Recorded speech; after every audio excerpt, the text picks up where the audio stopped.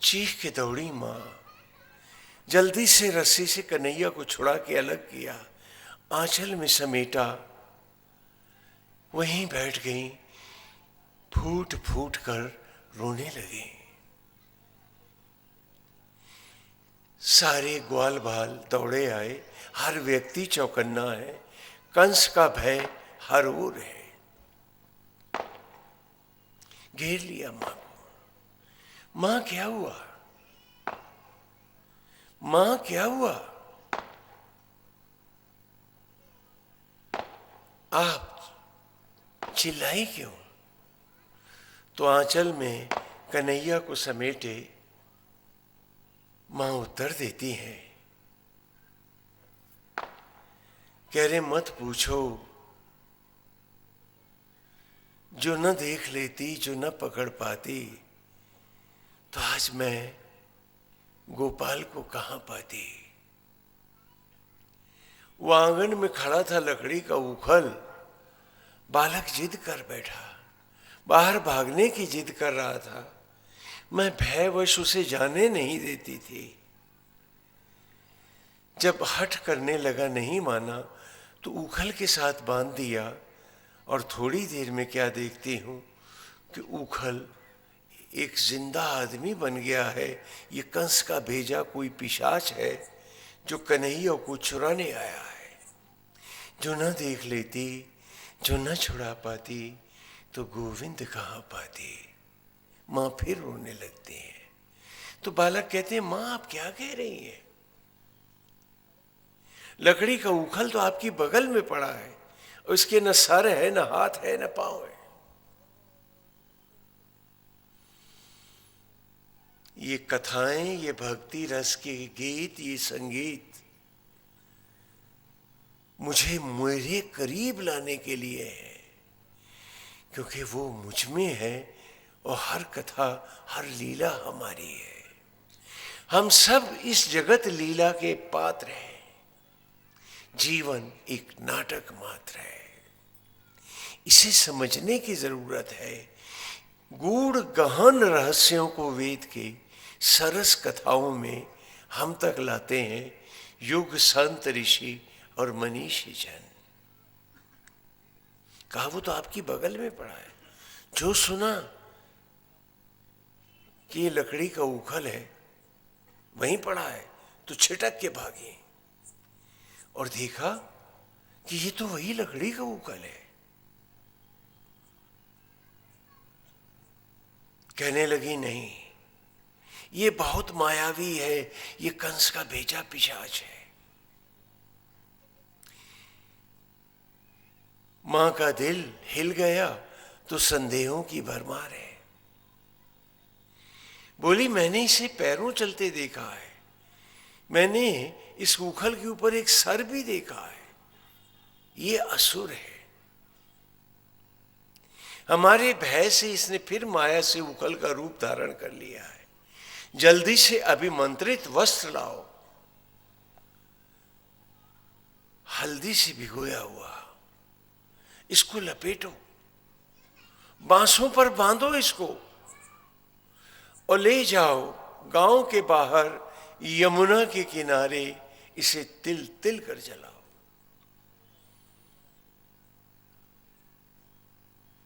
मां ऐसा ही करेंगे। जाने लगे तो कहा, सुनो, ये असुर है, ये छूत बन के भी लौट सकता है। इसलिए यमुना जी में नहाना, इसकी भस्मी को डालना, फिर यमुना मां से और उस पार दुर्वासा ऋषि तप कर रहे हैं, उनसे मौन होकर प्रार्थना करना, उनकी समाधि को भंग मत करना कि ये पापी कंस का भेजा कोई पिशाच है, हमारे कन्हैया का अहित करना चाहता है। हे ऋषि, यमुना मां की कृपा से, तुम्हारे तप के तेज से ये सदा के लिए शांत हो जाए। मां ऐसा ही करेंगे। वे जाते हैं, उस उखल को तिल तिल कर जलाते हैं। कड़वा नहाते हैं, पवित्र होते हैं, लौट के आते हैं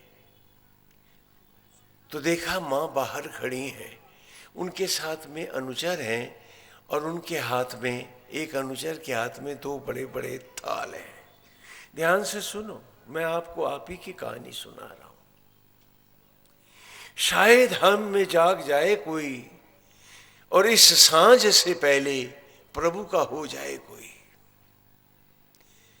जीवन तो सांझ की ओर बढ़ ही रहा है हम सबका। देखा मां खड़ी है तो डर जाते हैं कि मां सांझ के झुटपुटे में गांव के बाहर क्यों खड़ी है। कहा मां क्या बात है, कन्हैया ठीक है। कहा हाँ नंदलाल ठीक है, तुम सब मेरे सामने खड़े हो जाओ। कहा उस पापी उखल को जलाया। बोले हाँ मां जलाया उसको, और लकड़ियां लगा के जलाया और उसकी भस्मी को माता यमुना की गोद में प्रवाहित किया। नहा धो के पवित्र होकर नए यज्ञोपवीत धारण करके हम आ रहे हैं।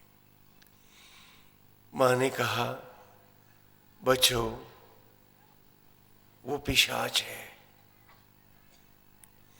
वो जल्दी जाता नहीं है, वो नाना माया रूप भरता है, वो किसी को नहीं छोड़ता है।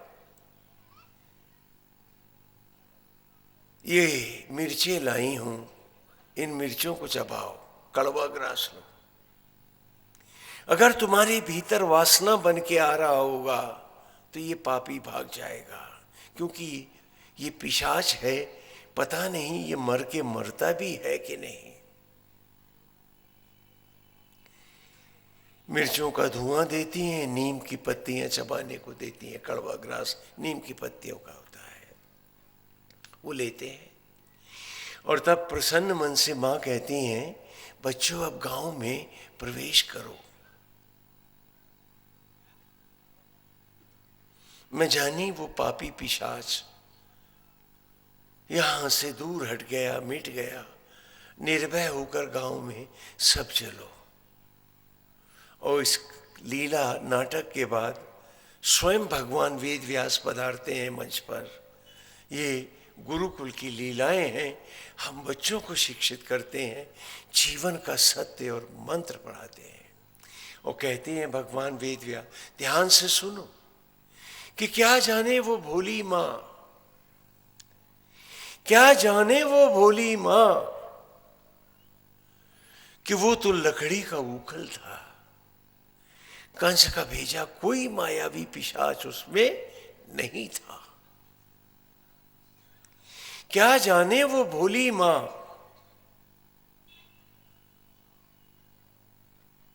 कि वो तो लकड़ी का उखल ही था।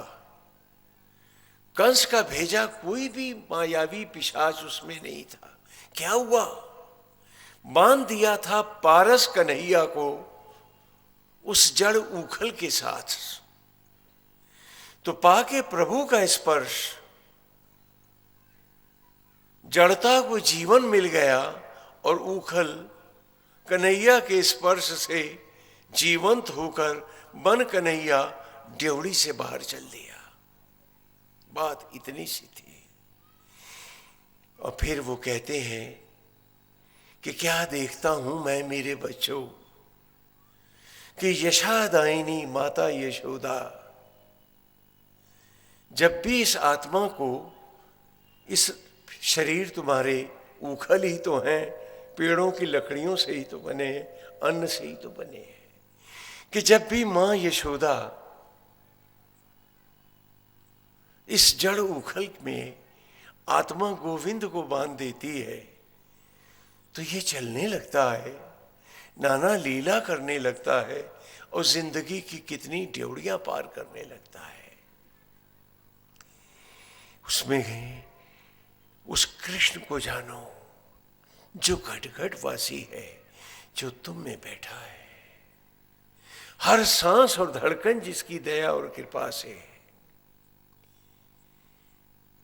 सारे दंभ त्यागो, विनम्रता लाओ, एक बात बताओ, आदमी कब ऐंठता है? कोई बताएगा मुझको? अरे ये शरीर कब ऐंठता है? जब मर जाता है। मुर्दा ही तो ऐंठता है। जब तक जिंदा है इसमें बड़ा लोच है। तो कभी ऐंठना मत, कभी दंभ मत करना। याद रखना उस आत्मा का स्पर्श है तो हम हैं। ये हटा तो उखल फिर लकड़ी का। और जब जब इस उखल से आत्मा कृष्ण अलग हो जाता है, सारा घर चिल्ला उठता है कि ये हमारा बाबा नहीं, ये भाई नहीं, ये पिता नहीं, ये सगा नहीं, अरे ये तो लकड़ी का उखल है। तुम्हारे सर घर की कहानी है। मैंने बच्चों को पढ़ाया था और वे पढ़ जाते थे। और आज आप भक्ति करते हो तो क्या भगवान पे एहसान करते हो? अपने को पढ़ना है, अपने को जानना है, अपने आप को पहचानना है।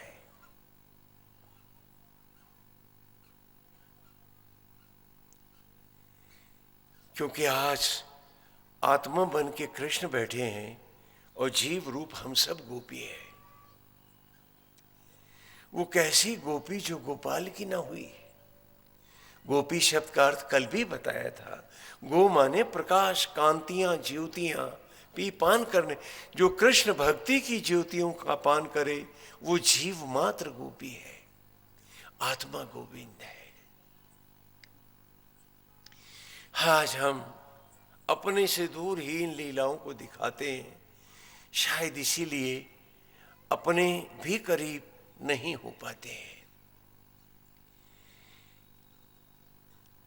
ये जीवन उखल लीला ही तो है। जब तक आत्मा इस देह के साथ बंधा है, मात यशोदा ने, यशादायिनी, इस मां प्रकृति ने जब तक इस उखल को हमारे साथ बांधा है, उखल के साथ आत्मा कृष्ण को बांधा है, तभी तक तो हम सुन रहे हैं, बोल रहे हैं, सोच रहे हैं, चल रहे हैं। जिस दिन खोल रस्सी वह अलग कर लेती है तो मेरा घर नहीं, घर का कोई सदस्य मेरा नहीं। वो कह रहा था मुझसे कि स्वामी जी मैं सत्संग में समय से भी पहले पहुंच जाऊं, लेकिन क्या करूं, वो मेरा पोता है ना, ग्रैंडसन, वो मुझे छोड़ता ही नहीं, इसलिए मैं आ नहीं पाता। और उस दिन जब वो आंगन में लेट गया था तो बहू कह रही थी कि इनको जल्दी से उठा के ले जाओ, कहीं नन्हा देख के इन्हें डर न जाए। अरे भोले लोगों, कौन बैठा गोद में तुम्हारी? वो तो सब कृष्ण की गोद में बैठे। जिस दिन कन्हैया नहीं रहेंगे देह में, कौन बैठेगा गोद में तुम्हारी? देख के डर जाएंगे लोग, मुर्दा है ये। और फिर भी अपने जीवन का मूल भाव नहीं करते, अपने आप को नहीं पढ़ते, स्वयं को नहीं पहचानते।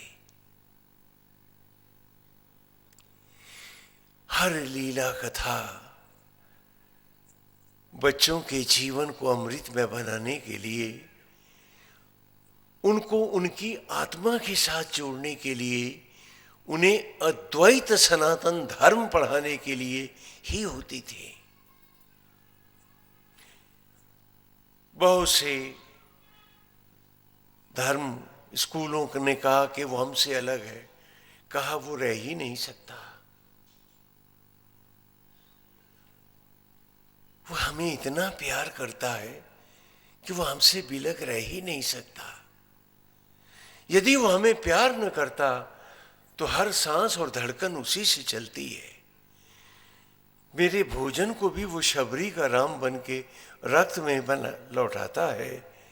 तो सनातन धर्म तुमको इन कथाओं में अपना अपना सम्मान करना सिखाता है कि तुम्हारे शरीर पवित्र मंदिर है, इन्हें मैला मत करो, इन्हें कंस का अखाड़ा मत बनाओ। मैंने एक शरीर के ही समीकरण को, अच्छे और बुरे भावों को सुर और असुर के रूप में, पुण्य और पाप के रूप में तुम्हें दिखाया है, क्योंकि तूने दुर्लभ मानव जन्म पाया है। मिलना आसान नहीं है, इसे यूं ही बर्बाद मत करो। फिर कंस भेजता है नाना असुरों को। बहुत संक्षेप में लेके चल रहे हैं क्योंकि कथाएं तो सागर की तरह अथाह हैं।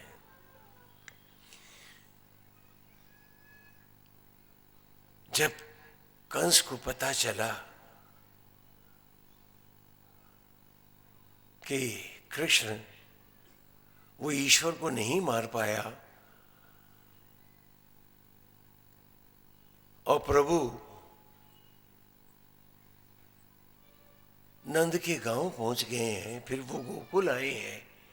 गो माने होता है इंद्रियां, ज्योतियां, और कुल माने परिवार, कुलाचार करते हो ना। हाँ, तो जब इंद्रियों के कुल में कृष्ण आए तो तेरा जीवन गो